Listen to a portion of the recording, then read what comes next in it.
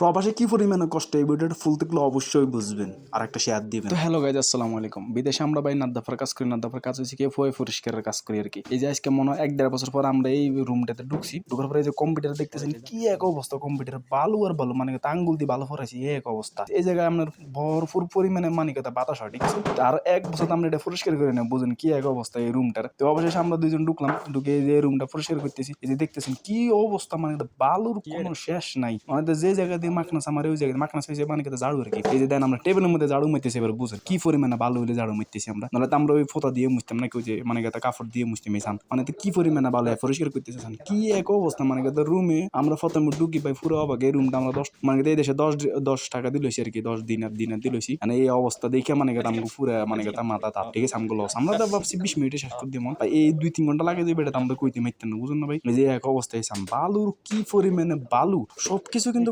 জানালা টানালা দড়ি দরজার মধ্যে সবকিছু লাগাইনি, কিন্তু অবস্থা করে এই সান বালু সান। ছোট্ট একটা রুমে এতগুলা বালু বাইরে কেমন হইব সান। এই যে বেলসা দেখছেন, এই বেলসা কি পরিমাণে বালু দেখছেন। 2 বেলসা আমি ফালা দিয়েছি, আর 1 বেলসা দেন এই অবস্থা। তো অবশেষে ভাই আমাদের কাজ করা শেষ, দুজনে মিলে কাজ করছি, তাই ভিডিও ফুল দিতে পারি না, নাহলে তো আবার ধরেন কাজ হলো শেষ করতে পারতো না। দুজনে মিলে মানে কাজ করার পর মানে কাজ শেষ করতে পারি না, হলে বুঝুন না ভাই। মানে আমরা এটা পুরা মানে দেখাই জানা। তো ভাই রুমটা পরিষ্কার এরকম হয়েছে। যদি ভালো লাগে তাহলে একটা শেয়ার করে দিবেন, আর একটা কমেন্ট করে দিন ভাই। ছোট মানুষ মনে করে একটা ফলো দিয়ে দিন ভাই। আসসালামু আলাইকুম।